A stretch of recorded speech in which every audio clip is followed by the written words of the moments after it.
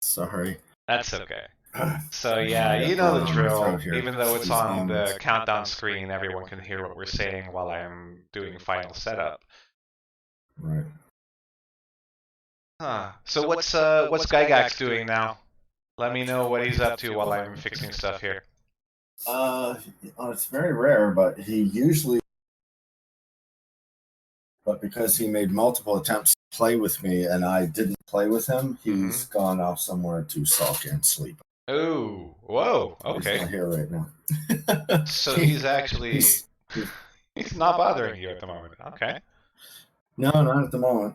I'm sure he will when it's least convenient. Of course. What are pets for, right? Yeah. No, he's a delight to have around. Of course. His only bad habit is chewing on things that he's not supposed to. Getting better at that. Oh, as long as he doesn't chew anything dangerous like electrical wires. He chews electrical wires. Oh, I've had to put cayenne pepper on. Does that work? He's not just building a taste for it, a tolerance? That's a horrible thought. Spicy electricity. Yeah, I don't think so because he was chewing on the blinds, and I put some cayenne pepper on them about 2 days ago, and I watched him jump up there, and so I didn't say anything, and he messed with. Oops. Uh-oh. I think I lost. Okay. Yeah. My bad. Yeah. And I haven't seen him back up there yet again, so I hope it works. Cool, that was seamless. I don't know if you noticed, Ice Chuck, but I actually got disconnected for a short while there. Ah, no, I didn't. Okay, people are probably wondering, like, if they're even tuned in at all. They're probably wondering what the heck is going on. Where's Mark? Oh. I'm also according to this, question. the audience is only one, so that would be me. That's fine. I always assume that there's people watching, just to make sure that I'm on my toes, you know.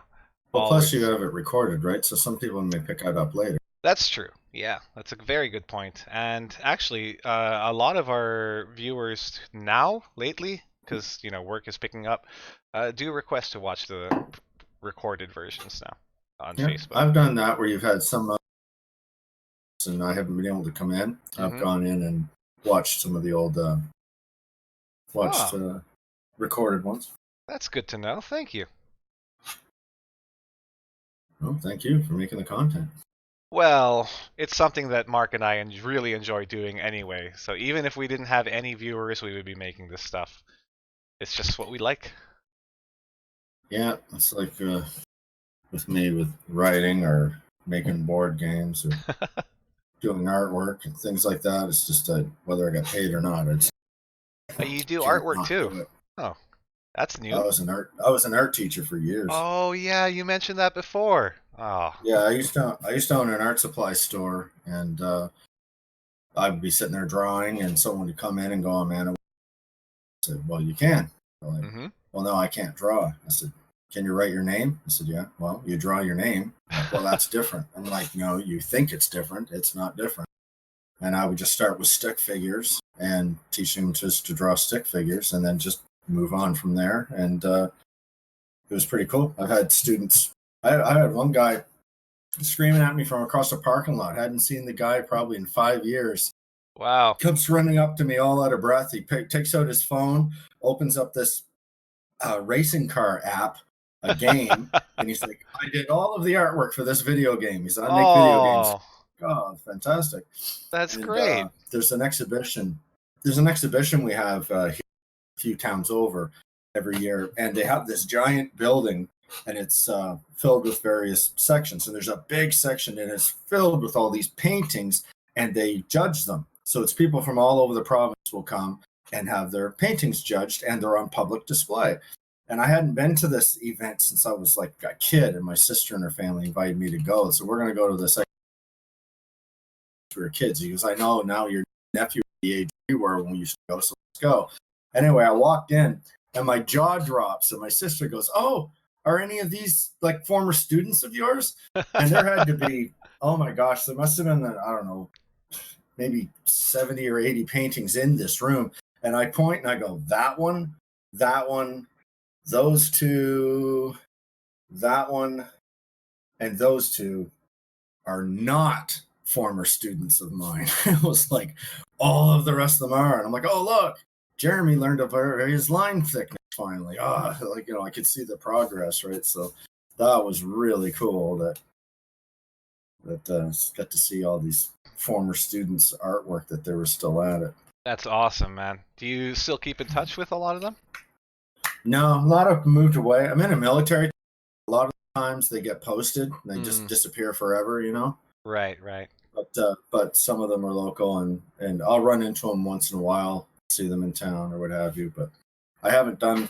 I don't know. I usually tended to focus on visual arts or writing and game design. It's not too often where I'm doing both at the same time, and I've had a really long period of time where I haven't picked up a brush in quite a while. And it's not quite like riding a bicycle either. You got to kind of work back. It's more like bodybuilding. You got to kind of work back up to it again. I see. It's a fun analogy, which I have no personal experience with. That reminds me, though, I really should start exercising more. The kids are really running me ragged. They will do that. They will. Yeah, imagine two little Gygaxes that aren't as athletic, but they are much more hungry, I guess. Yeah. Well, you just got to get the twins to stop chewing on the power cables. Yes, maybe I'll do your trick. I'll put some cayenne pepper on it.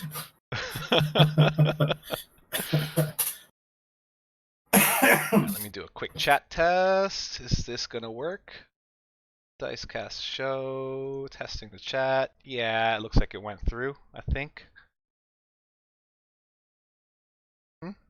That worked. Cool. Okay, everything's working. So we can start the stream whenever you're ready. I did not get an email notice. Oh, that sucks. Why does this keep happening to us? I don't know. No, I did not get an email notice. That's not fun.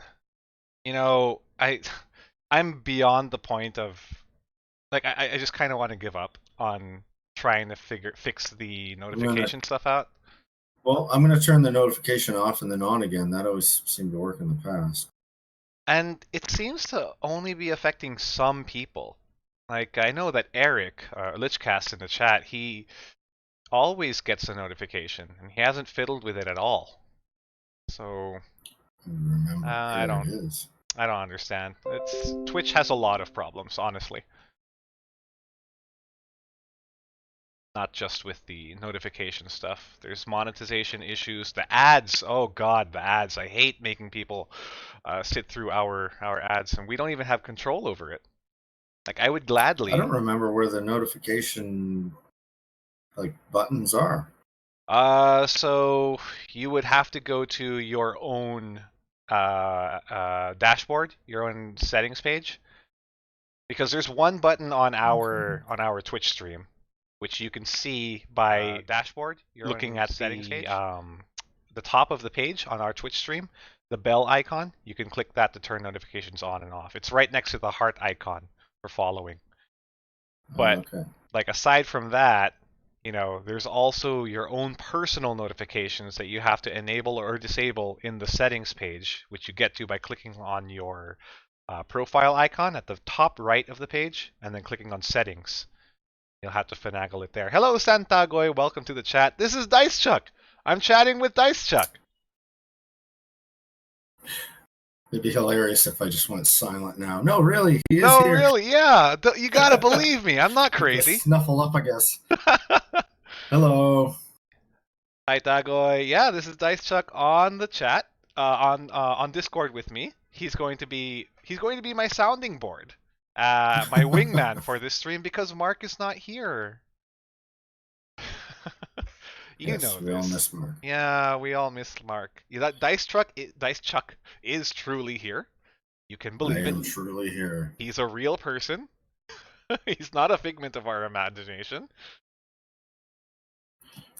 Although sometimes I do like to think that the spirit of Dice Chuck has been with us all along. Oh, that's kind to say. What if Mark was among us? Well, if Mark was among us, then he's really late. So we have to get the show on the road with or without him. But You want to yeah, reach out and touch the dice chuck. I will go ahead and play the Says in intro. chat. So here we go. Transition to the intro. Boom, ba, boom. And that worked without crashing the stream. So hooray for us, Dice Chuck. It's not. I should say dice chuck is here, not was here. Oh, that's so true. It should also say Santago is here and Eric is here. I'm so lazy to add the rest I of the want names. the wall all to myself. Selfish. Yeah, you would. So as you can see, no Dice Chuck webcam, unfortunately, at the moment. Maybe in the future stream we'll have that sorted out. It's up to you, Dice Chuck, though. I value and respect your own privacy, so as much as you're willing to share with us is fine by me. Well, it's nice to be here.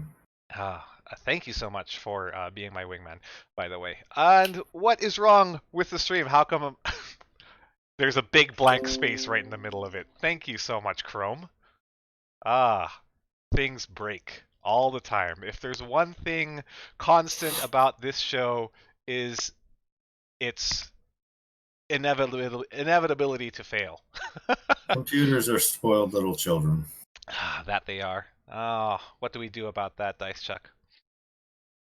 Huh. Santago is saying Dice Chuck has such a deep voice. Yes, he does. It's very soothing. My dad actually was a bass singer. Was he now? Dang, art just runs in your family.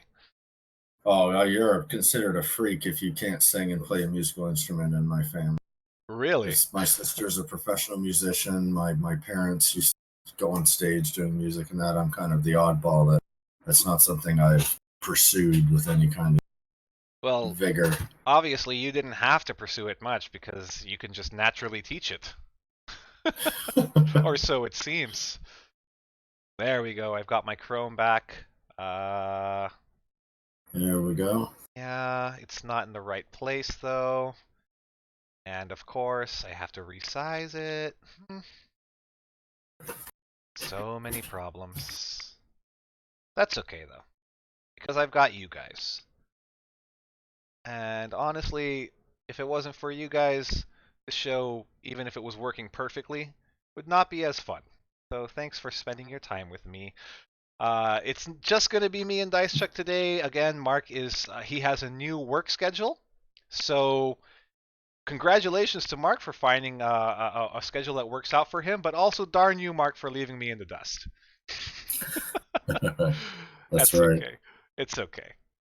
The arrangement is a little bit of housekeeping. The arrangement will be that Mark and I will still continue streaming together. There will be Mark and JP shenanigans. It will just be in the evenings, local Philippine time. So if you can't join us on the lunch break show, feel free to join us at 7:30 in the evening. Mark will be there with me, and we'll be talking about the non-D&D tabletop hobby, board gaming, role-playing, and local scene news. So, Dice Chuck, if you can't make that, we understand. It's way too early in the morning for you, I think. That would be, what, 6:30 or 7:30 in the morning for you? Something like that. Usually, probably when I'm asleep or just about to get ready for work. Ungodly hours indeed. So yeah. I'm more of a night person. We won't hold it against you. And you're gracing us with your presence here right now, so I'll never say never. I'm also a chronic insomniac, so don't count me out. Oh, I think we have plenty of insomniacs watching us here too. I think I count myself in there. I think I didn't sleep. If it wasn't for that, I never would have found you. Well, that's true, actually. Thank God for insomnia. Also, goddamn insomnia. I haven't slept yet. Honestly, one of the kids wouldn't stop crying, so I had to do the soccer hold, the football hold rather. That put her to sleep, but she kept waking up periodically. So no rest for the wicked or the daddies, it seems.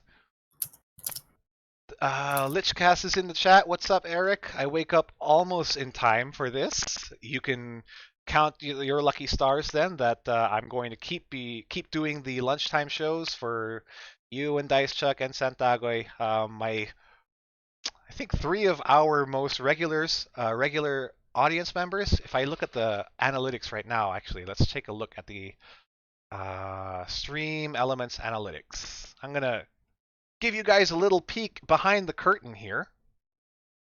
This is something that Mark and I do regularly. Is we try and make sure that we, at least have the graphs going upwards in terms of viewership or followers or commenters. So we're trying to always keep an eye on what we can do to improve the quality of the stream.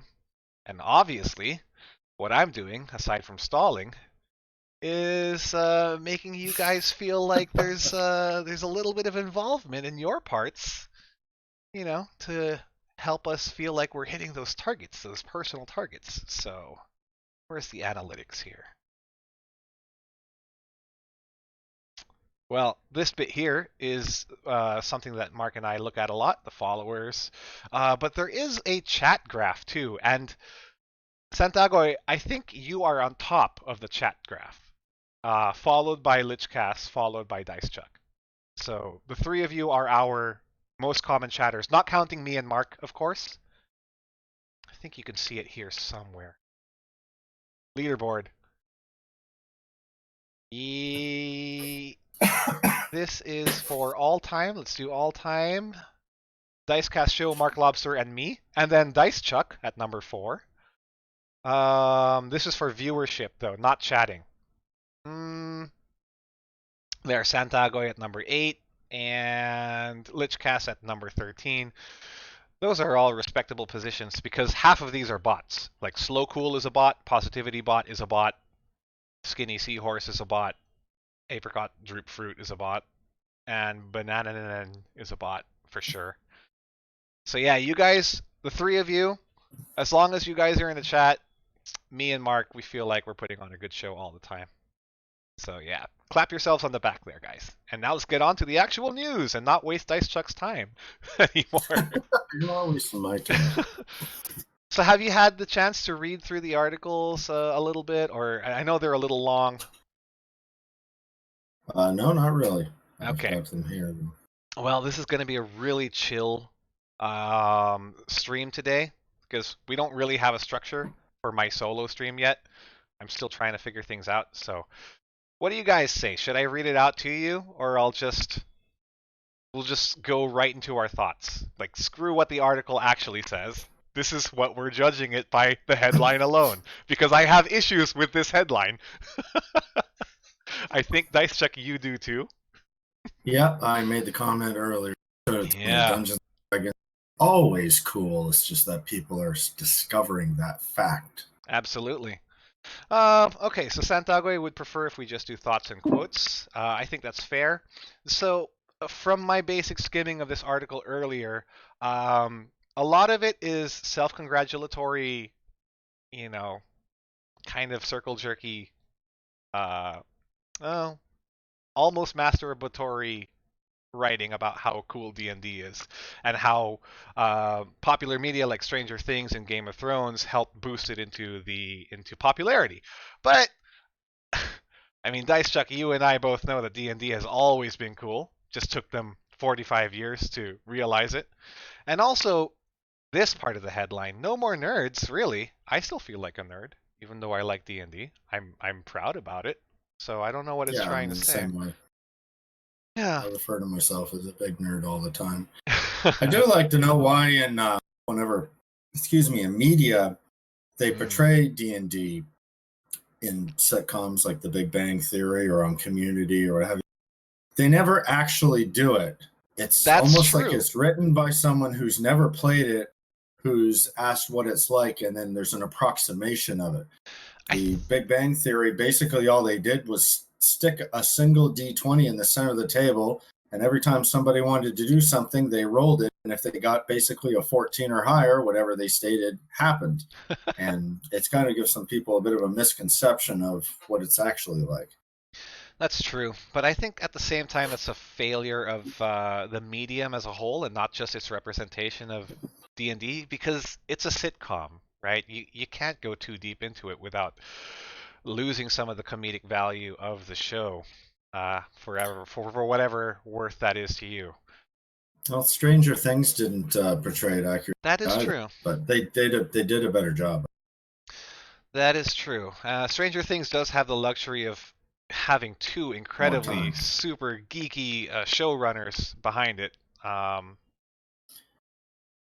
who obviously respect and want to do justice to the material a lot more than possibly what ABC or who owns Big Bang Theory? Is it ABC or NBC? I don't know. Well, it's written by Chuck Lorre and Bill Prady. They're Mm, both pretty nerdy. One okay. of them has a background actually working for Jim Henson on the Muppet Show.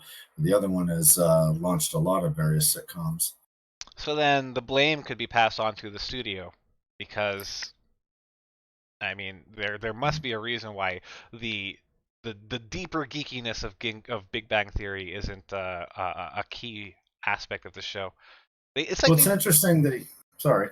I was just gonna say it's like they always scratch the surface and just barely get at the itch, but it leaves true geeks like you and me wanting more. They never really delve too deep into it. Well, I find that a lot of the Sheldon lines and stuff, there's a big attention to detail of getting it right. But Mm. with certain things, like when they were playing the game Talisman, I have that game.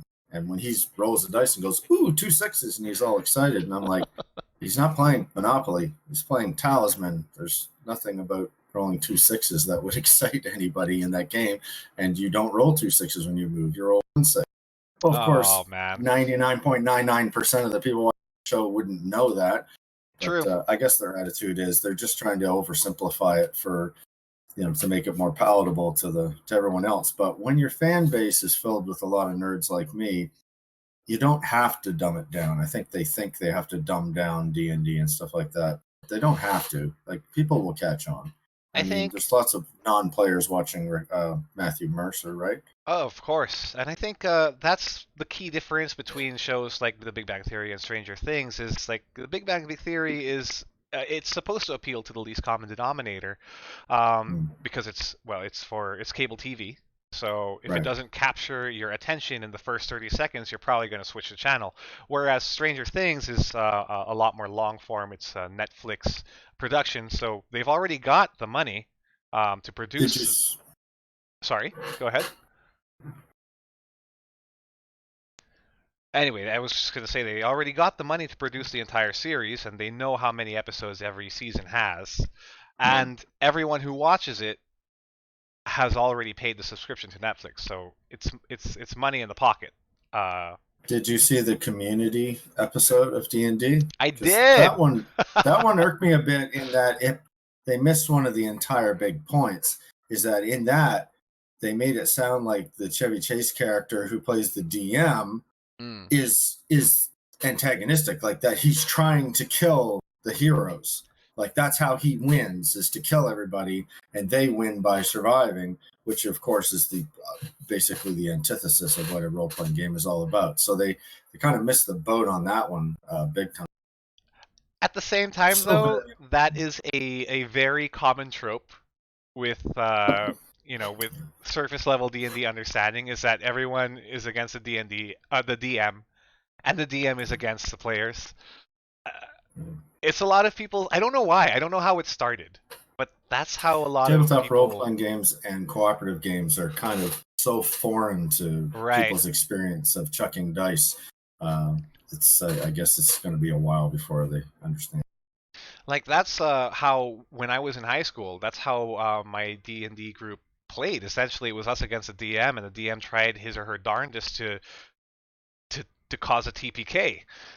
Whether by going by the rules of the dungeon or bending it a little bit and being a total asshat. Yeah. I don't know. That was Well, how they we can played it kill you before. easily. Oh yeah. I mean, they can just put more in there than you're able to handle. It's just a matter of satisfaction. If you can do it by following the rules, all the better. But if you have to bend it a little, so be it. One of the first paragraphs of this article, by the way, is it talks about people who are role playing at an actual luxury hotel, which is a medieval stronghold. I mean, it sounds cool in practice, but would you have paid $4,000 each to do something like No. this? No. I don't know if that's necessary. But it is big business, which is definitely a quotable quote here. And that ties us very well into our next topic. It's so big, in fact, that Wizards of the Coast estimates that there's at least 40 million people playing Dungeons and Dragons around the world. How does this number strike you, Dice Chuck? I'm curious because, especially in your case, you've been playing D&D and role-playing games for much longer than me and Mark, and you were there since the beginning when it was hard to even find a group of three. Yeah, and I lived through the Satanic Panic as well, which was another can of worms. I don't know. I guess it's because I'm so immersed in it that Mm. the number seems low to me. Just that because it's one of those things where, I mean, once you've done it, you're just kind of like, well, why isn't everybody doing this? I tend to get quite enthusiastic about my hobbies, and when I find something I like, Hmm. I'm like, well, everyone should do this. And when you try to get other people involved, well, it's funny if they try it. Everyone who tries it, that I've shown various tabletop games to, love it. They're like, I didn't even know a game could be like this. But getting them to the table to do it, it's because of the misconceptions, I guess, that they don't get there. But 40 million people, yeah, I You find find that that easy to believe. easy to believe. Okay, okay, that's Yeah. fair. Have you Well, got? just because it's so wonderful. I mean, yeah. Who wouldn't want to believe this? Like, if you're a fan of D&D, you want everyone to be Yeah, playing it. sure. Have you been noticing the growth? Like in terms of people becoming interested in joining your group, your play group, have you noticed it to the point where you actually have to turn people away from joining the Oh, table? I've always had a long waiting list. Oh, yeah. No, I've always had a long list of people. Because I've I'm never had that problem. ah Um, I don't know.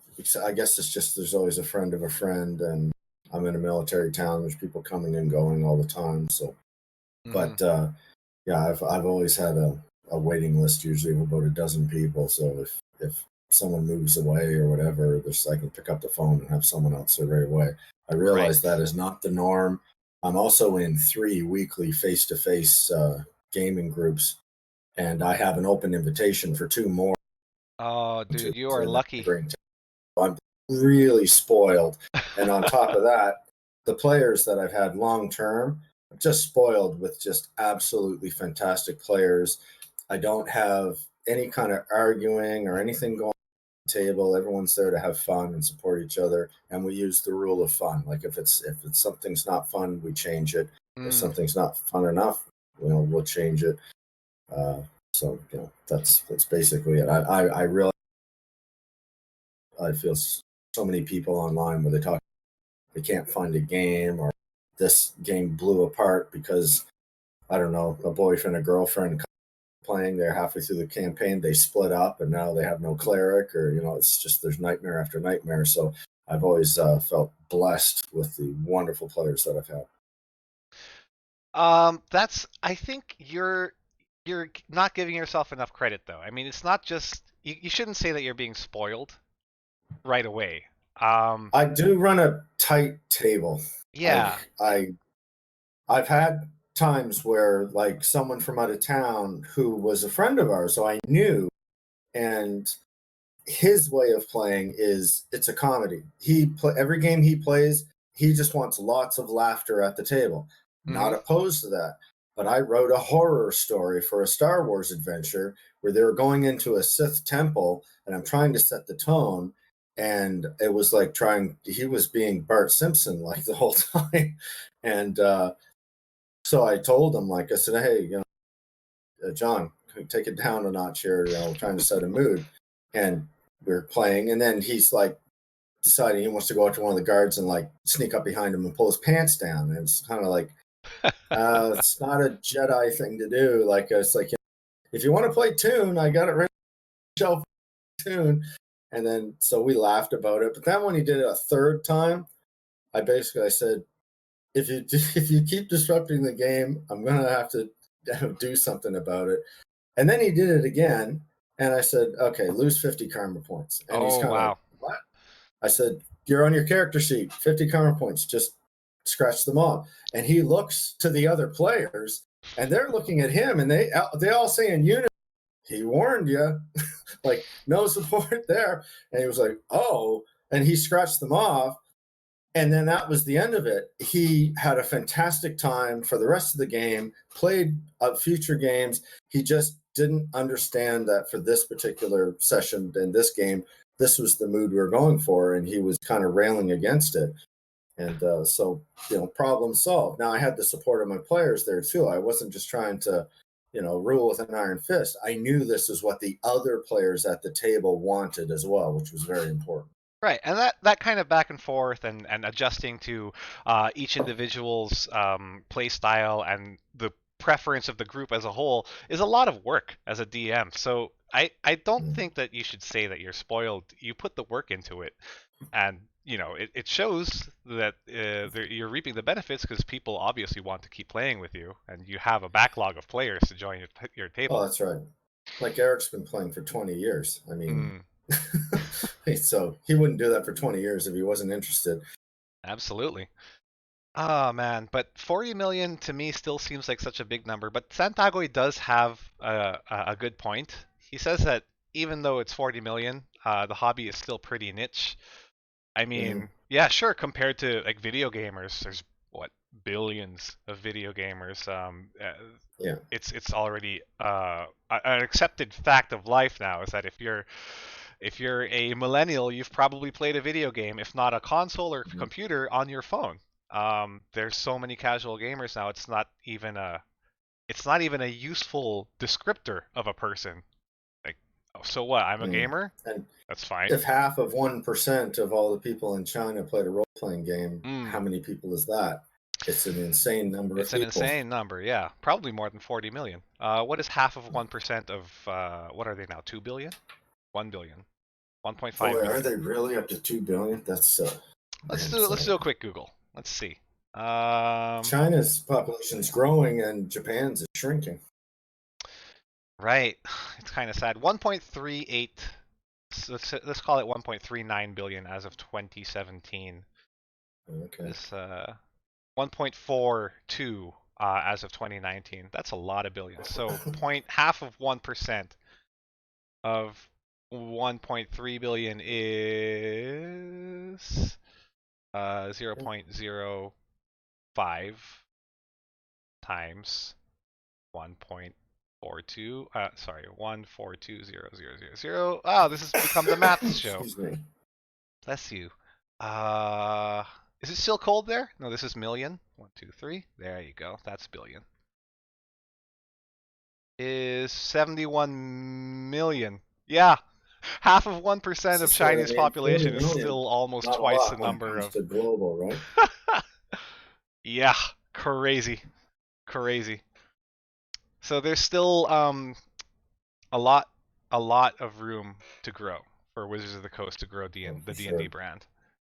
And I'm looking forward to it. And it's going to grow. When you've got something that wonderful, people will catch on. Hey, Bobicus, welcome to chat. What is that? Correcting me? Is that 607 billion people in China? Dang! They kind of blew up. Wow. No, there's only like 5 billion on the Earth. Yeah, I think he corrected himself there.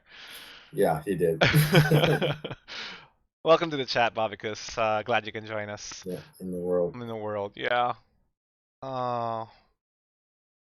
So when you say it like that, 7 billion people in the world. It's like doubled since I was born. Are you serious? Oh yeah, I remember when I was a kid.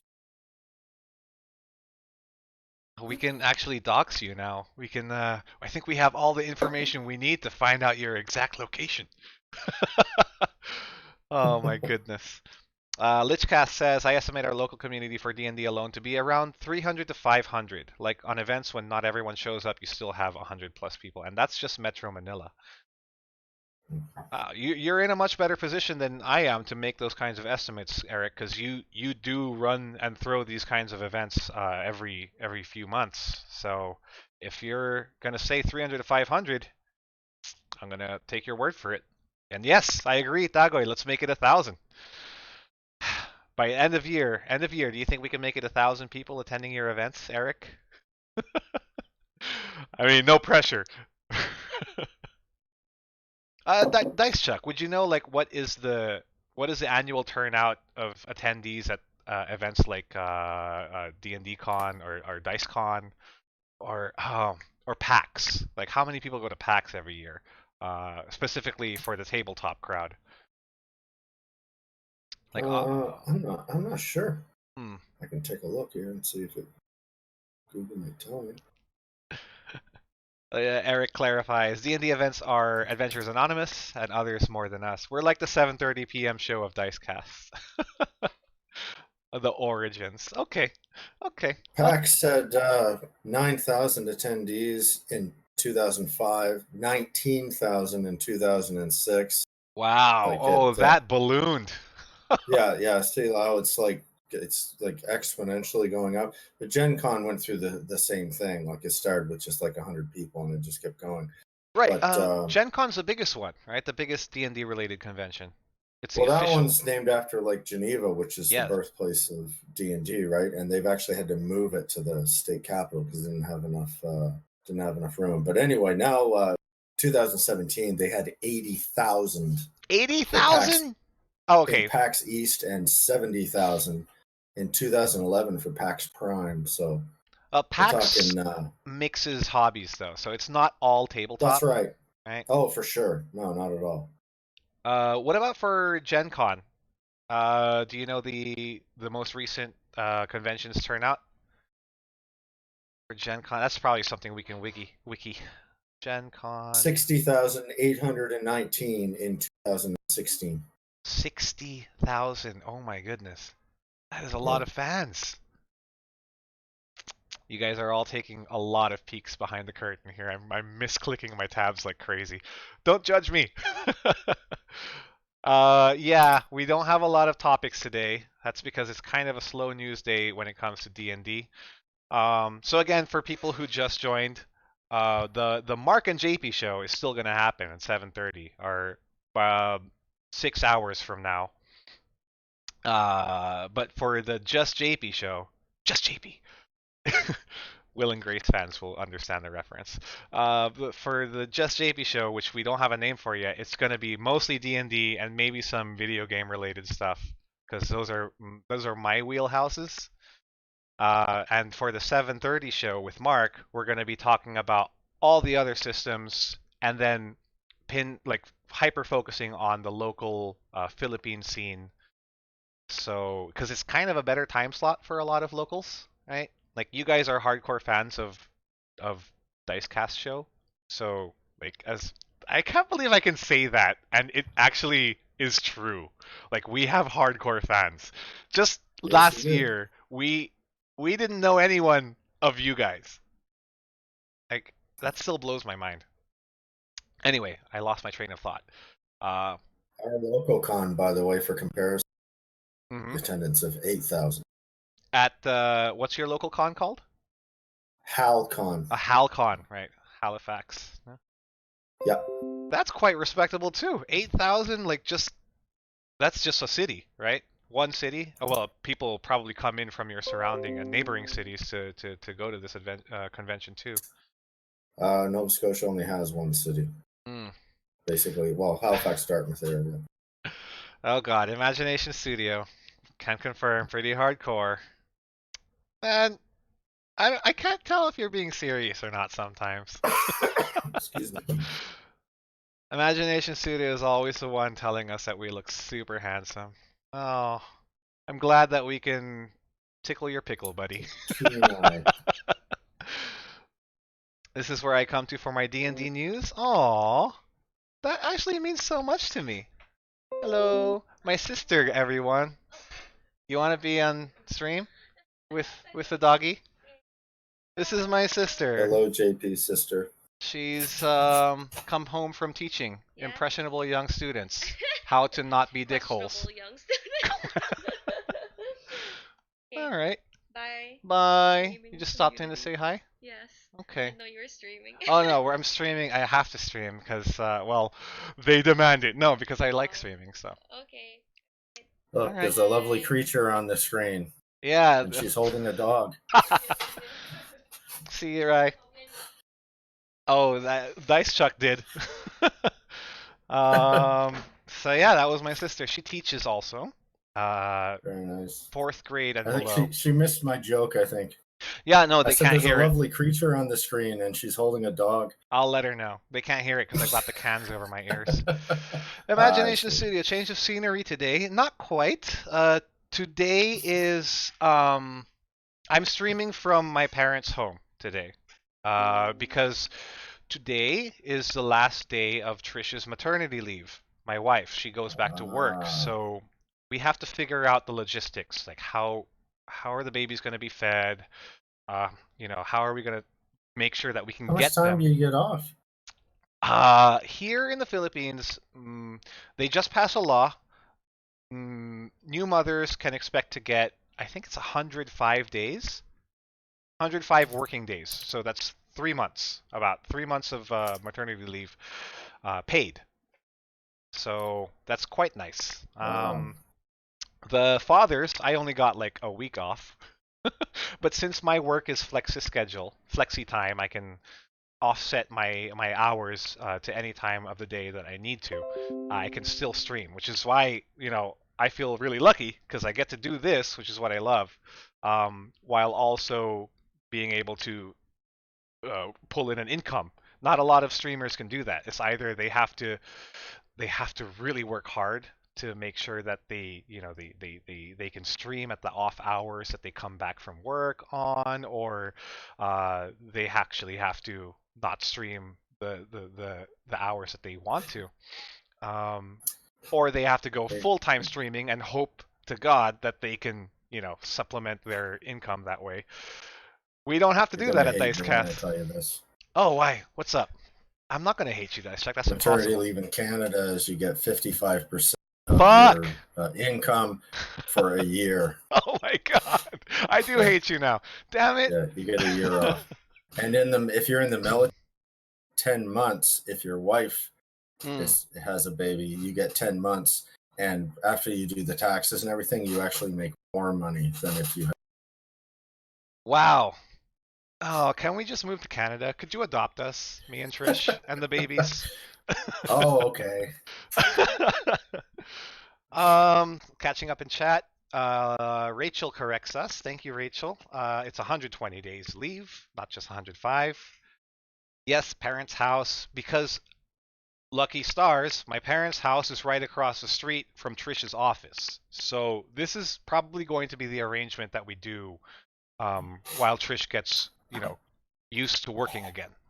I'm going to be here, so just in case she needs anything or needs to bring the babies to the office, I can run them over. Not that sounded really bad. I can bring them over to the office. Lichcast, he's hiding from the light because he hasn't slept. Oh, you're talking about me? Yes, I haven't slept yet. Since yesterday. Santagoy, my sister is Raya. Yes, my sister is Raya. She's quite a prominent figure, I think, in the teaching community. She was part of Teaching for the Philippines, the non-profit government organization. And Nice. yeah, all right. So we're all caught up in chat. I think we can move on to some of the lighter stories. It's just some Reddit stuff. Honestly, I don't know what I'm doing with this show today. The real show starts in the evening. Today is just me and Dice Chuck shooting shit, which we literally did before the stream. Dice Chuck and I played a little bit of what's it called again? Son of a Witch. Son I of a had a Witch. blast. That was a lot of fun. We might even play that again after if you're up to it. I don't know what time we're gonna finish though. It's a fun game. Oh, Santiago, you know my sister from college. You both went to Ateneo. Cool. Cool. How was she there? Was she a wild child? I can imagine. I can imagine. My sister's pretty crazy, but I love her. So this topic here, it's not really a topic, it's just a funny little tidbit which I never thought about. But it does make sense. The spell component of the tech thoughts is a literal one copper piece, which translates to 1/100th of a gold piece. So in D&D terms, that's like $1. So a copper piece is like your Unless it's old 1 school, cent. then it's 1/200. Yeah, unless you're like from Dice Chuck's era, in which case, you can probably just shit on Pay all the of kids an this. electrum. Electrum again is what, 10 silver? No, It's half a gold, half a which back gold. then I think was 10 silver because I think Mm. it was terrible. I'm It- glad they switched to the base 10 system because the yeah. old one was just. Oh gosh, imagine if they did base 12 for some currencies. Well, that would be ridiculous. Yeah, well, England did it for a long time. I know. Like, what is a farthing? What is a pound sterling? I don't know any of Half a this. crown. Ah, and why do they measure things in stones? Oh gosh, imperial is so weird. Hmm. Yeah. What is it there in Canada? Is it imperial or metric now? There's only like 2 countries on the planet that use them. United States and another one in like or something. Canada has been metric for a long time. The whole planet went metric. It's just plain better. Yeah, the Philippines is still in transition. There are some things in metric, like distances, but some things in imperial, like weight. A lot of people still Well, weigh themselves in imperial. we use we when it comes to everything but people, it's all grams and kilos and that. But a person, you'll still say they're 6'3", 210 pounds. Oh yeah, that yeah. has never gone away. That if you say they're 1.8 meters and 155 kilos, people are like, I don't know what that means. Anyway, back to the topic. So like this begs the question, Dice Chuck. Excuse me. Oh man, bless you. You gotta get some rest, man. No, I gotta get a drink because I got it like all stuck in my throat. Sure. Why don't you go ahead and get yourself a drink while I Excuse me, carry apologize. on for the rest of the. Just let me know when you come back, because I can't, like, unlike with Mark, I can't see if you're back. So this begs the question, like, this is a penny for your thoughts. Like, what are some other spell components in D&D, or maybe other systems? Sure, let's throw other systems in there. Although I don't think other systems do anything as silly as D&D spell components. Honestly, that thing should be revamped. What are some other funny things that spell components kind of make sense for their spells? Like, why is Fireball? I think that's the most famous one. To cast Fireball, you need some bat guano. Why is that a thing? Turns out someone in the chat, someone in the Reddit thread answered, bat guano was one of the early ingredients used to try and make gunpowder. Oh, the more you know. Santagoy, JP, why are you so cool? What does that mean? What did I do? I don't know what I did to deserve that praise. That makes me uncomfortable. And I'm going to hide that discomfort by reading more of the Reddit.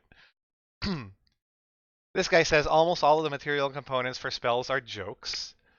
Oh, pass wall is a good one.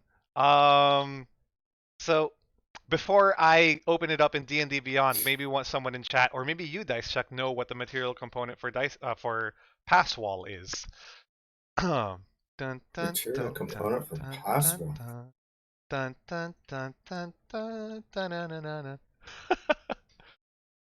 No one wants to gander a guess? Gander a guess? What is wrong with my vocabulary? If you're gonna Google it, Dice Chuck, keep it to yourself first. I want to see if the people in chat will try to guess. I'll give them like 30 seconds. I have it.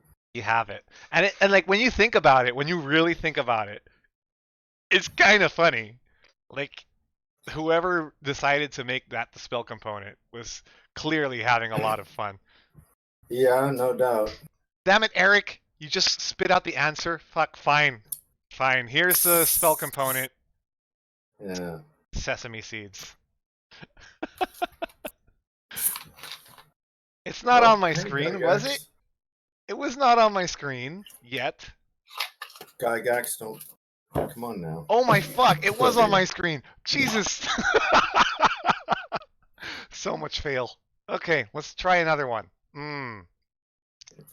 It was on the bottom. God.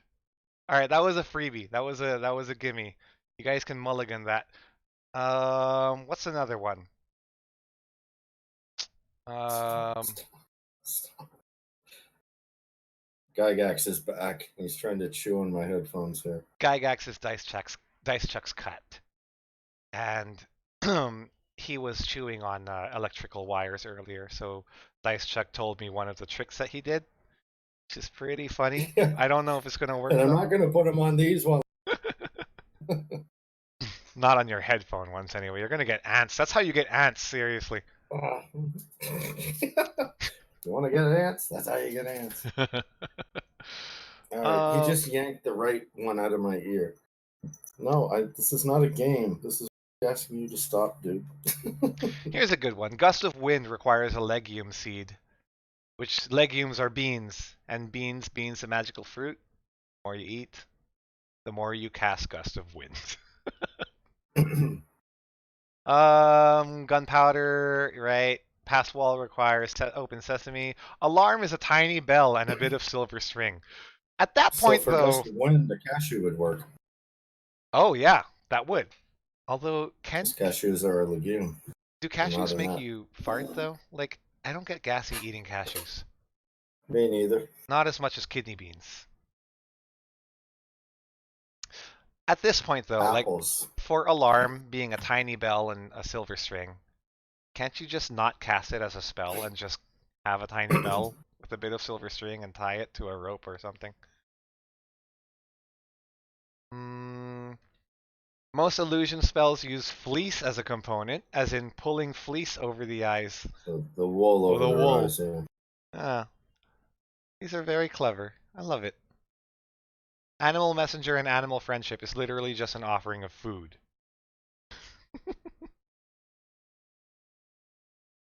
Oh, I can read these all day.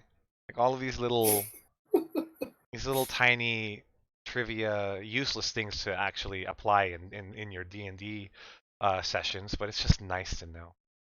What is it for chromatic orb? Pinch of glitter? That's a good question. Chromatic orb. I'm gonna look that up.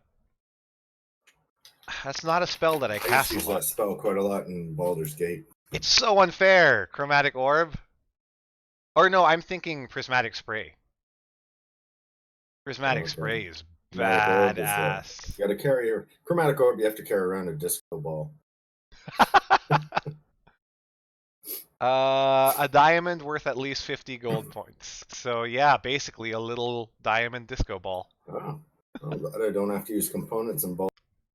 I know. That's using that much. That's honestly something I would look forward to them revamping entirely. Like in every D&D session I've ever played, not even just DM'd, but played, people just ignore spell components. As long as you have your spellcasting focus, I guess. Yeah, we never bothered with it either. D&D Online. Mm-hmm. Oh no, did I drop connection? I think I dropped connection because... I can see and hear you. Okay. It was probably just a hiccup from Discord side. You were saying about D&D Online? They use spell components in D&D Online. No way, really? Do you have to buy them? Yeah. Like, individually? You can find them and buy them. And you can get special pouches so that they don't, clog up your inventory. Ridiculous. One of the things that I found the mute button I can I mean, on the other hand, though, I wish they would get rid of spell components. Yes, but on the other hand, I'm very happy that they kept the at will cantrips casting system from 4th edition. I love being able to cast those spells without worrying about running out of slots. Sorcerers don't have to use components. No, they don't. Warlocks either, I think. I think you're right. It's just wizards, really. Wizards are wannabe spellcasters. Come on. They weren't born with the talent. They learned it. Oh, I had a friend who always made a sorcerer. And just to tick him off one time, I played a wizard. And he had personal beef against races and classes that could cast spells just as a matter of fact. Like, they don't have to put any effort into learning. So it was a pretty fun dynamic. Like, one guy could just, flick of a wrist, not even thinking about it. Cast a what's that? Flaming Hands or Burning Touch. Burning Hands. Burning Hands. And my wizard would have to leaf through his spell book and like memorize it for the whole day, and then he can cast it. Well, I love that argument that Raceland has in the anime. He's sitting down memorizing out of his book and stuff, and the other one's like going, well, how come she doesn't have to do that? It's like, she's a cleric. She gets this stuff given to her by a deity. I'm drawing arcane energy directly from the universe. It's completely different. And he starts getting angry about it. And he's voiced by Kiefer Sutherland, so it was pretty epic moment, I thought. This is Riceland from Baldur's Gate 2, or no, Dragonlance. You never saw the Dragonlance movie? No, never. That's another thing you can not like this me about. Oh, right. That's right. Yeah. It's an animated film. It was not very well received. But I enjoyed it. Oh, man. But Kiefer Sutherland plays Raceland in it, which was an amazing casting. It was great. Man, that casting alone probably is going to make me want to watch it. And the animation was very old school. Like, it looked like an 80s cartoon with some certain CGI for creatures kind of awkwardly thrown. And so it got heavily criticized, but I don't know. I enjoyed it. I enjoyed it. Eric is saying, like, it wasn't ever finished, though? Well, I believe it was only I think it's only the first half of the trilogy or something. Or I'm trying to remember. Like, it was supposed to continue on, and they lost funding, and it wasn't used. That's kind of sad. Yeah. I feel the same way about Firefly, but I'm not going to bring that up again because it's been beaten to death. Darn, it deserves to be beaten to death. Man, I want to watch it like every chance I can get, but I feel like Nathan Fillion says if he had $1 bazillion, he'd buy the rights and just make it himself. Like, he really wants to do it again. I don't blame him. I think it was his favorite role that he ever played, right? Well, did you see him in the what was it? Was it Castle, where he steps out of the bedroom wearing the costume from Firefly? And it was like 6 years after the show got canceled, and his daughter goes, "What are you supposed to be?" He goes, "Space cowboy."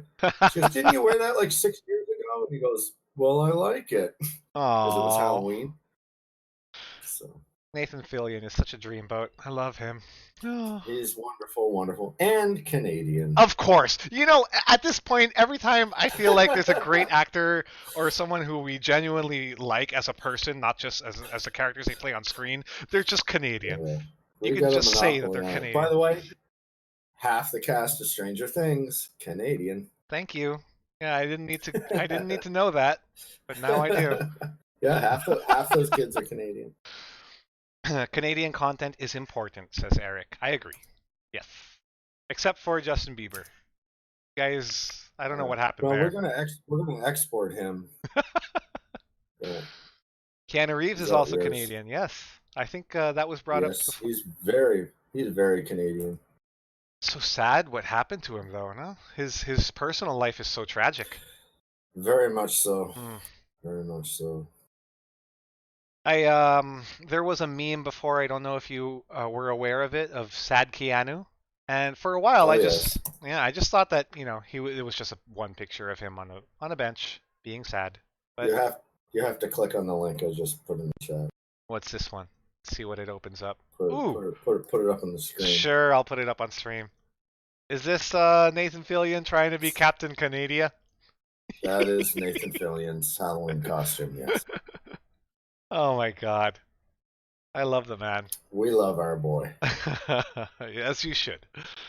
And he posted it on the 4th of July. Oh! The balls. Yeah. What is he working on now? Did you see the fan film he was in? The from the what are those Indiana Jones video games that are not in? Yeah, the Uncharted fan film. It looks so legit. Yes, he was wonderful in that. Yes, he posted it 3 days after Canada Day. Like he got geared up on that, I guess, for Canada Day, but then he posted it on and like with a Happy Independence Day tag or something, as I recall. Eric, It you was don't have great. to answer this if you don't want to. I mean, it's your personal details. But are you Canadian by any chance, or are you from Canada? I think I remember you mentioning it before, because I get a strong vibe of Team Canada going on with everything you're hearing with from Dice Chuck's end. We'll wait for the stream to catch up to Eric, but in the meantime, I'm gonna go on to our last topic for the day. It's also another Reddit topic and just a nice idea to have for parents out there. Eric clarifies he went to university in Canada and assimilated. The best way to be a Canadian, to be assimilated. Resistance is futile. Because you guys will welcome anyone, I swear, Dice Chuck. No. And I still am super thankful for what you guys did to a lot of the, or did for a lot of the rerouted flights to New York on They have a 7-Eleven. celebration of that in Yeah. Newfoundland every year, where people who got diverted there Mm-hmm. made such close friends that there's a whole bunch of them. They have their vacations there, go at Gander, I think it is, every year, and they welcome them back, and they say, yeah, no, they've been coming here for like the last, how many years it's been Oh, now? it's My been goodness, so like many years. 18 years. Yeah. But they said that they were shocked because all these people they said they were welcoming us into our homes. They were setting up these church basements, putting cots down and stuff, bringing them free food and everything, and music and entertainment, and it was like a party, and that was great. It's crazy. Like your entire country is freaking wholesome, and Well, I remember when there was that flight that went down, and they were showing like the satellite fields of just white lines going yeah. out into the darkness of the water, and they're like, "What is that?" And it was like every fishing boat at like 3 a.m. heading out to look for survivors Mm-hmm. from the East Coast. They just jumped out there and away they went. With thought it's pretty special. Some of the best stories of of human positivity just come from Canada. So Well, it works both ways. My home province of Nova Scotia has a special relation with your city of Boston. The largest man-made explosion before an yep. atomic bomb drop happened in Halifax, the Halifax explosion. It was devastating. Thousands of people were killed and wounded. And so many people who colonized Boston were from Nova Scotia, and they sent barges over with medical supplies and blankets, Wow. etc. And the relief effort from Boston was it was a godsend.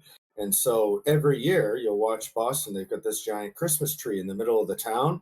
That Christmas tree is sent from Nova Scotia every year as a memento and thank you for Boston helping out during the Halifax experience. And I've talked to some Boston, and they're like, when I tell them about that, they're really angry because they're like, why don't I know? Yes, we get that big, beautiful tree every year. And they look it up on Wikipedia and they'll say, there's like government officials will come to someone's yard and this tree is great. We want to chop it down. And they're like, you're not chopping down that tree. My grandchildren planted that tree. But they said, well, no, we want to send it to Boston. And they're like, oh, go chop it down then. Wow. What a story, man.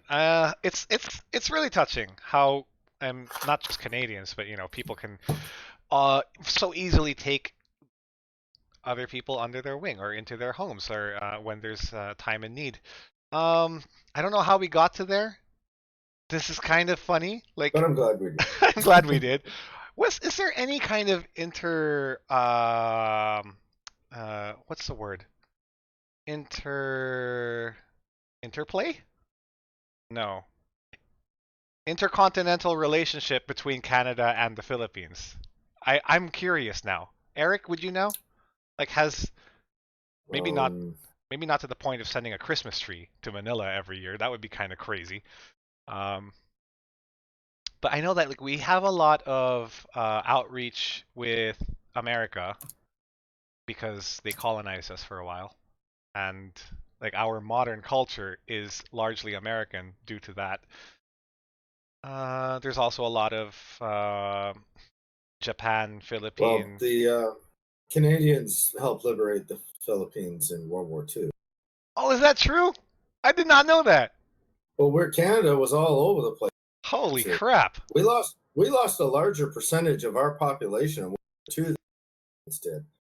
And every time you watch a movie of the storming of the beaches of Normandy, Hollywood leaves us out. We also fought in World War II for a year before the Americans even joined the war. Why doesn't anybody talk about this? Dang. No, they never talk about it. Oh. They don't. No, Juno Beach on Normandy was all Canadians on Juno Beach, Canadians and British, and that there were no Americans on the beach. But dude, when you watch movies like Saving Private Ryan, which is an amazing movie, just think that Canada was never there. We fought in Korea as well, on World War II.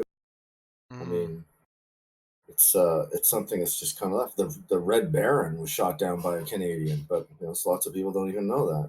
Yeah, I didn't. Dang. Yeah, Roy Brown. Why? I figure it was Roy Brown is credited. Possible might have been Australian infantry because they use the same caliber guns, and they're not sure. But Roy Brown was so modest about it. But they say when they started to say Australian infantry later in life, he was like, "All right, I usually don't talk about this, but I'm telling you, I filled the back of that plane full. Turned around, looked back at me, and slumped forward. I said, I shot him down, okay? And they said, well, you don't have to. You are officially credited, but there's some people doing documentaries trying to piece it together to try to figure out, maybe because there was Australian infantry on the ground shooting at him as well.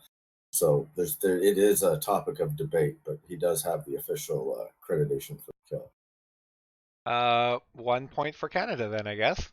Among many, I'm sure. Well, our military history has been pretty special. We've also never had to implement all those thousands of people that fought in World War II, 100% volunteers. We've never had a draft in Canada. Never needed to. So cool. Eric says, Canadians also found the solution against mustard gas in World War I. The guy who discovered it was a high school science teacher who told his squad to pee on a rag and place it over their faces because the ammonia crystallized the gas and saved them from horrifying death. Dang it, Canada! Why do you keep saving the world? Actually, my former boss had an uncle or blinded by mustard gas because he was carrying another wounded guy and he had a thing over his face, and he ended up getting blinded. I don't know if it was mustard gas, but it was a gas. Now, I'm sure this character exists, but from what I've just learned today, there really should be a Captain Canada instead of Captain America. I'm sure he exists. There was a Captain Canuck, and there was a Captain Canada. Oh, man. But, I mean, they never would have saved the world in World War II. I guess. There's just no way. But we bought you the time to get ready. Start of World War II, you were not. I mean, yeah, in both senses, we were not. My American side and my Philippine side, nope. No, not ready. We were not ready. No. Oh, dang. I think my Philippine side was busy getting their asses kicked by the Japanese on the Pacific front. Shit. Yeah, the Japanese war machine was pretty amazing. Yeah, something else. But, the Americans dealt them two massive. They took their aircraft carriers pretty much by a fluke. And then, of course, the atomic weapons made all the difference. Yep. If I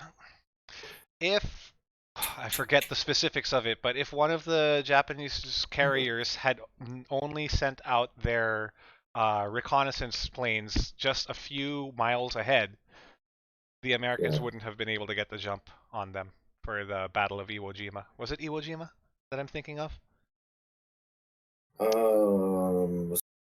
I don't know. Midway. I think it was Midway, but there was a lot of fascination there. I got a great tabletop game. I got the revised Axis and Allies, which is World War II. It's an older game, but we've never got rid of it. Good fun. So it's World War II, I guess World War II simulation? Yes, and quite well done. Nice balance. Strategy. It's an older game from the 80s. Revised several times, but I have my favorite version of it. And they've got the British Empire as a player, the Americans as a player, Soviet Union as a player, and those are the three good guys. Japan is another player, and Germany is another player. So it's a 5-player game. But of course, one guy can take over a couple factions if you have fewer. and it's a lot of fun. It's a lot of dice chucking, and It's a lot of you. it starts out with the war already going on, and anyway, it's dudes on a map, but I enjoy it a great deal. Have you played the Axis and Allies PC game? Like, does it hold a candle to the board game at all? If it's the one I played, they're very similar. Yeah, I think there's only one PC game about it, released in 2004. I could be wrong. I actually think I got that game out of a DVD, a CD-ROM out of a cereal box. Oh wow, those were the days, right? Demo discs, I wish I could AOL. find it, but there's a fan-made one called or something that you can go online and play it online. Eric also adds, my German side who worked for the US Navy were imprisoned by the overzealous Americans here, and the Japanese set us free because they thought we were allies. And he adds, Hearts of Iron is the PC version I like. Hearts of Iron. I'll have to take a look at that. Unfamiliar with that. I have Tide of Iron, which is a board game, but it's a skirmish type game. But that one didn't catch on with my gaming group. Ooh, this looks fun. I've got a fantastic World War II game. It's fully cooperative. It's all dice, and it's called blanked out on me. Anyway, a Canadian made it, and it's fully cooperative. You're all on the same team. You're basically storming a bunker, and huge fun. Fully cooperative, wonderful tabletop game. I love how you just threw in there. I got it. Canadian D-Day Dice. That's it. D-Day Dice. Yeah, it is. It's Canadian made. It's called D-Day Dice. Tom Vassell, I think, did a review on it. Oh. It's D-Day Dice. Wonderful. It was a Kickstarter game? I don't know the history of it. I was late to. I can get it up on the Geek here. Yeah, it looks like it. I'm Googling it now. It's apparently... Oop, there's the dashboard again.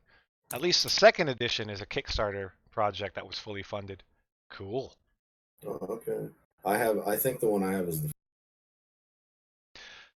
Hearts of Iron is a paradox game, which is very much about production lines and economic strength, which supports the military front. Yeah, that sounds like the kind of game that you would like. That Paradox would make. They really go deep. Paradox RTSs. Like it's not just Zerg Rush. Opening up D-Day Dice right now. Yeah, it looks like this is the same one that this Kickstarter page had. Cool. You can play it by yourself? 1 to 4 players? Yep, you absolutely can. Huh. Okay, how does that work? That's one very different game. Like I don't really have anything to compare it. Mechanisms and so on are foreign to other games. In fact, the token you use to move around the is a dice. Oh wow! So and you're basically advancing. It comes with a lot of different scenarios, and they're the beaches: Juno, Sword. The ones from Normandy. It's the Normandy invasion. Right. And it doesn't take a long time to play. It's got a kind of a Yahtzee style mechanic where you're gathering resources to defeat the various obstacles. Very thematic, just a overall wonderful game. Oh man, I wish we had bigger board game suppliers here, because we get a lot of board games, but none of the ones that you've pointed out so far I've seen in our local stores, and I really try to look for them. There's one in Shangri-La. I think Eric, you know this one. What's it called again? It's next to the Cutting Edge store. That's the biggest one I've seen, and they still don't have half of the games or any of the games that DiceCheck or you have been recommending. Yeah, I get a lot of them. This is my favorite version of Axis and Allies table. Gaming library. That's right. Oh, man. I think there's a lot of beef with gaming library though with the local circles. Uh-oh. Did my headset cut out? Oh no, you can still hear me. I'm getting low battery errors on the headset. It's kind of funny.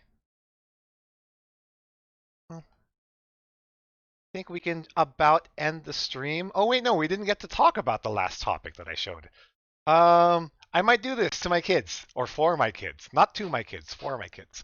So, the pro tip is, this is from Reddit, if you play with your kids, they will do extra chores around the house for in-game gold. So yeah, monetizing D&D with microtransactions. Who'd have thunk? Kind of a scummy thing to do, though. It's like it almost gives off Electronic Arts vibes, EA vibes.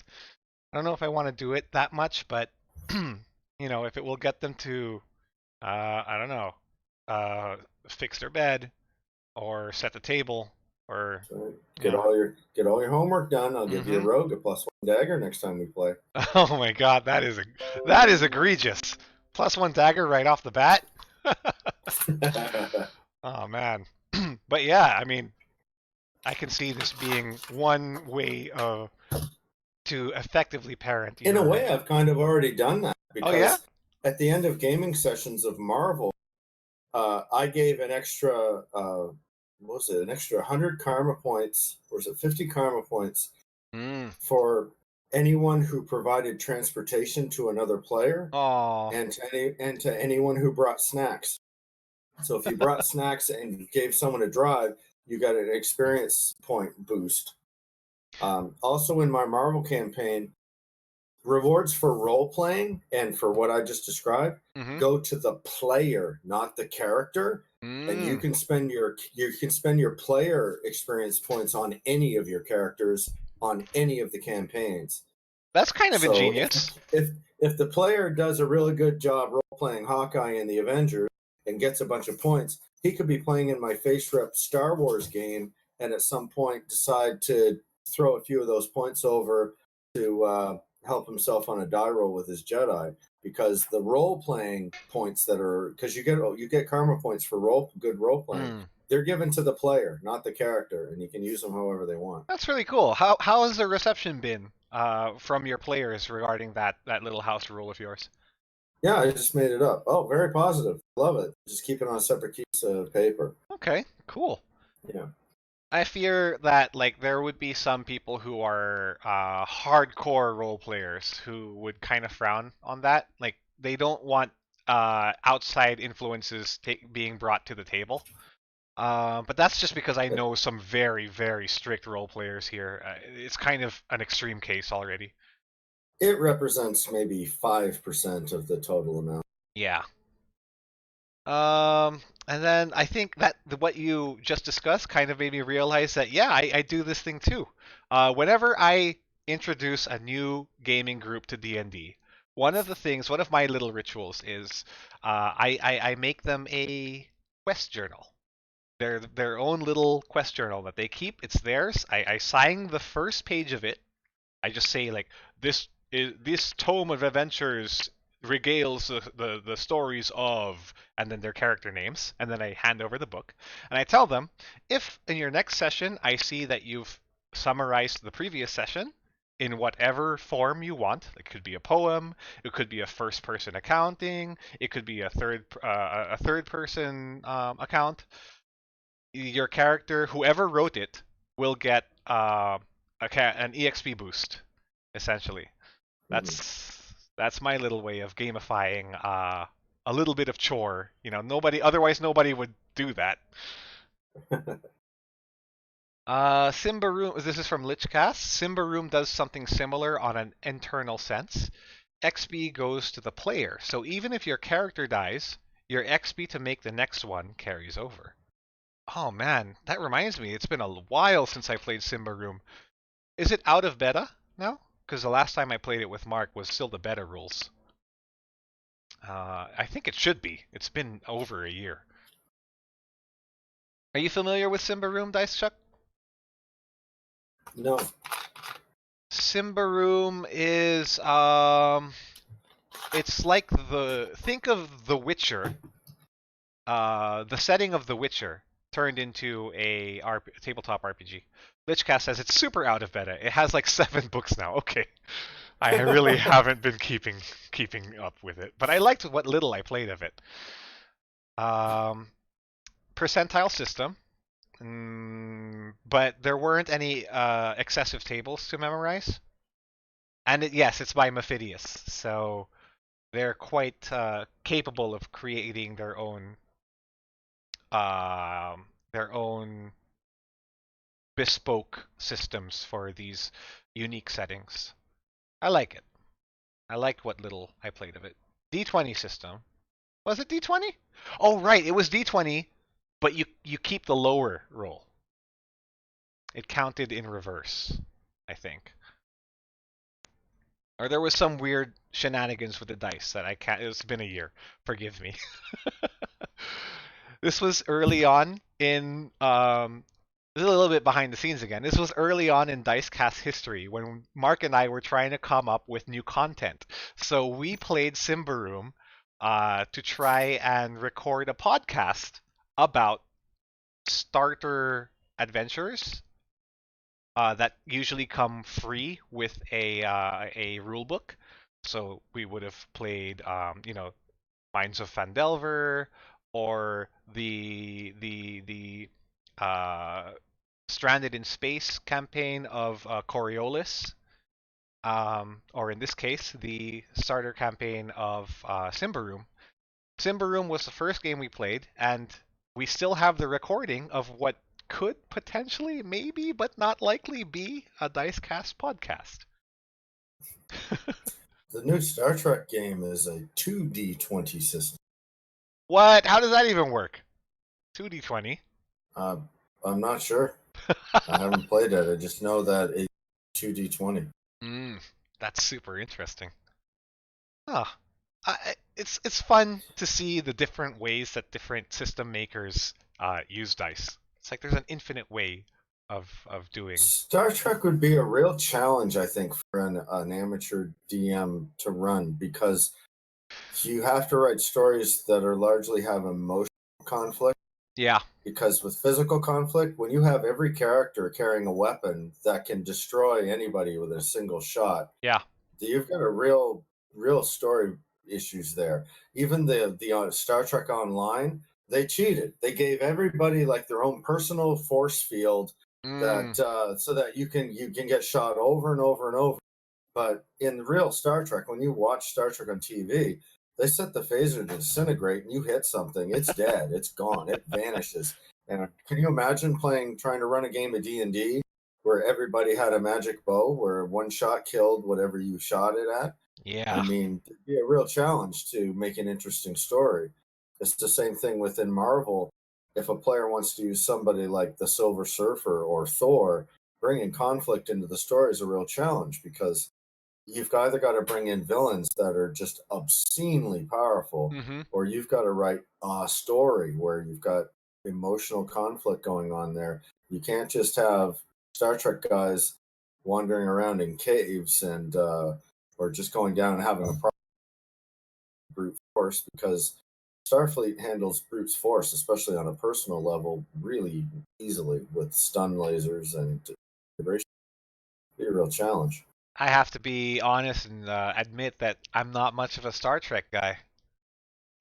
I'm a huge Star Trek guy. I know. I don't want to. I hate to disappoint you, but if Mark were here, he would be able to reciprocate. He's quite a Star Wars fan as well, a Star Trek fan as well.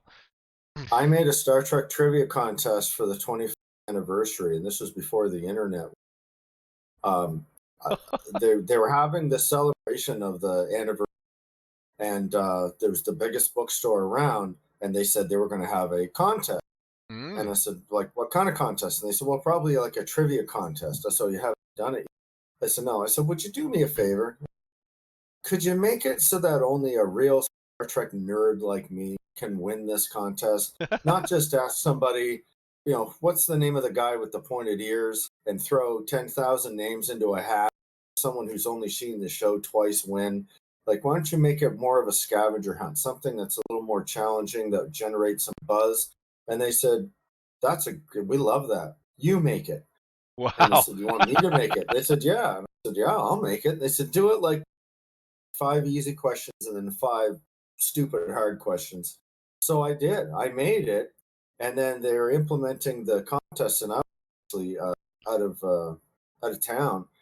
And I had gone to it was to the States, when it was implemented. And Oh. they said so many people, word had gotten on the street that I had made the contest. And friends of mine were coming into this bookstore going, isn't Heath anywhere? And they're like, is this about the contest? And they're like, yeah. He goes, do you know Heath well? And it's like, yeah. It's like, that's my first name, by the way. So he said, okay. Good to know. He says, do you I've think always just called you Chuck.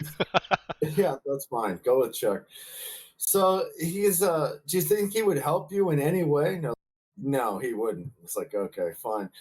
But anyway, the cool thing is after the contest was over, it was a big success. Hmm. They said, we got to thank you for you. And I said, what's that? And they bring this Star Trek trivia book. And I'm like, I appreciate it, but I actually already have one of those. I don't think you have one like this. See, he was doing a 25th anniversary tour. What do you call a press tour? Mm-hmm. And he found out about your and he thought it was fantastic. And he asked us to give this to you. And I opened it up, and inside it says, to me, galactic greetings, George Takei, Wow. who plays Sulu in the original series. So I still have that. But I mean, I had questions that, and the cool thing is, nobody got all 10 questions. I was gonna ask that, like right after. Nobody did. Only 2 people got 9 out of 10, and they were a different 9. So they all got answered, but nobody got all 10. So they put 2 names into the hat for the prize. Wow, that's amazing. Congratulations on making a quiz so hard that. But you know, that was what I was going for. Then again, this could only happen in that time before the internet. No? Absolutely. So now information is just so readily available. We've been doing it today, this stream. I wonder if it's possible to still kind of get away with doing something like that. I guess maybe in a small, in a local sense, like at a quiz bar. I mean, if you're at a quiz con and you confiscate everyone's phones or something, then maybe. But if you just put it out there, then no. Then this was like just as the internet was. I don't even know when would that have been. The 25th anniversary was what, 96 or? Yeah, wow. No, that'd be the 30th. No, it was before that. So 91, 76, 86. I was barely 3 years 91. Old. Holy crap! Yeah, it would have been. It would have been 91. Yeah, so 91. There was no internet. No. Because the internet basically publicly became available kind of basically after Windows 95 came out was when it started to become more common. Well, I think on that note we can end the stream because, well, there's no topics left, and it's almost 2 o'clock, and I am very sleepy. Eric is saying we have a couple of local pop quiz night groups that do well. Huh. Yeah, I used to be part of the trivia nights at some bars before I stopped doing that whole scene because it got way too personal for some reason. Eric also clarifies. I never got to try that. You never got to try a quiz night? Always wanted to. You'd probably be really good at it. We had a local bar that used to do it like on a week thing, and I never got to try it. And I had some friends go, and they were like, "Oh, you should have been there." And I'm like, "Why is that?" They said, "Because you would have killed." They said the 3 main topics that kept coming up were pop culture, science fiction, and the Bible. It's like you would have just. I know you would have just. Our team would have just sat back and drank beer while you sat there and answered everything for us, because you had like a 5-man team or something, and they were saying every time we're just sitting there, and they kept over and over, just kept saying, "Oh, if he was here, are you kidding me? That's what the category is." And so it was pretty funny. I said, "Well, maybe I'll go and try it sometime." And of course, the place shut down. Oh God, that's too bad. No other bar is taking up the trying to fill void. No, they didn't. There's no one else did it. That's too bad. Trivia. I mean, we were a 3-bar town that's down. Oh, I see. Yeah. Well, maybe 2 if you count the pool hall. I wonder if there's a way we can get away with it like virtually nowadays. Honesty system, I guess. I don't know. There's, Yeah. I mean, there's a lot of those games playing. What was the game we were playing there? The comedy one. You remember I showed you Yeah, Quiplash. yeah, yeah. That That was fun. same company that makes Quiplash has a whole host of games, and some of them are trivia type ones. Right. But there really isn't anything to stop people from googling answers and that. Yeah, you just gotta be honest about it. One I interesting guess thing. so. This is kind of late. I'm sorry I missed this earlier, Eric. But he clarified that the new Star Trek gets around the whole overpowered individual hero thing. Like everybody is equipped with a phaser or a disintegration pistol um, by using troop play. So this is in the new Star Trek system. Troop play, where you control multiple characters on a ship. Like you can go on the away team as the red shirts. That's interesting. So, do you still control officers though of the ship? I guess like that would be your main character, and then you would have troops, individual troops, as more as resources rather than characters that you personally take control over. Anyway, Dice Chuck, thank you so much Hmm? for keeping me company, making my Well, stream thank feel a you so little much less for having lonely. me. Yeah, anytime, anytime. Um, There were some technical issues with Discord on my end. Like if you rewatch the stream, I'm sure you'll notice your voice getting cut out occasionally. I think that's just something that we have to deal with given our distance. Uh, I don't know if you're experiencing the same cuts from my end. So after the stream, if you like, we can debrief. We can talk about if this was worth doing, or if there's issues that we need to work around for future streams. If you want to keep doing this with me, we'll see. You know, I always thought, my opinion was always that you should be the one streaming because of your breadth of knowledge. So yeah, and everyone seems like they enjoyed having you on the stream too. So thank you, Eric. Thank you. Twitch chat has been so ridiculous. I agree. They have an issue on their back end. It's not just our channel. Lots of other smaller channels have issues with chats getting lost in the ether. I don't know what's going on. You'd think that after having been bought by Amazon, Twitch could just manage their shit a little bit better, but well, they have more pressing matters to worry about, like how to milk people of their money. Speaking of, please don't watch our ads. So if you get bombarded with ads, I implore you to move over to watch us on either YouTube or Facebook or Mixer. We are doing multi-streaming now to all of the platforms. Even though Twitch has traditionally been where we monitor chat the most, I am sick of the ads, honestly. I don't want people to tune into our URL and then the first thing they see and get blasted with is an extremely loud ad that blows out their eardrums, and then they don't even bother sitting through the ad, which is unskippable, to get to our content. So yeah, we're going to try and branch off into other streaming sites. We will still keep on doing Twitch, of course. It's where we got started with streaming, so we're gonna continue it, but we want to look at other venues. And then, of course, in exactly 2 hours and 35 minutes. Oh, not 2 hours. Sorry. In exactly 5 hours and 35 minutes, we're going to be streaming this again. This time I will be at the bottom, or maybe or right here at the top, and then Mark will be there with me. So it will be the usual Mark and JP shenanigans while we talk about this hobby that we love so much. So Dice Chuck, do you want to say anything before we sign off? No, just thanks for inviting me on. You made the offer, and I was just so glad that you did so, because I didn't want to sound presumptuous and have you invited without you wanting to. For all I know, you could be like, "Oh, I'm just watching these guys to find an opportunity to not like this." It means so much to me that you guys are so willing to come on board and support the channel, like even when we're experimenting with formats like this. I don't know if we're going to keep doing it. It might not be sustainable, but we'll see. I'm gonna do my best. So thank you, everyone. Thank you, Dice Chuck. Have a good night or good day wherever you are. Get some rest, buddy. I know Good that night, you have to everybody. sleep. And Keep the dice rolling. Yes. Oh, we need a catchphrase too. We still don't have one after all this time. I'm not going to steal yours though, because that would not be cool. Bye, everyone. Intro, which is also an extra. Thanks, Dice Chuck.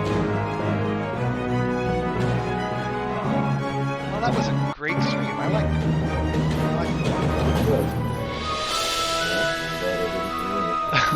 You couldn't ruin it. The only thing that could possibly ruin it would probably be technical difficulties, which I will look into addressing. Bye, Eric. Bye, Imagination Studio. Bye, Santago, if you're still listening. And goodbye to you, Sir Dice Chuck.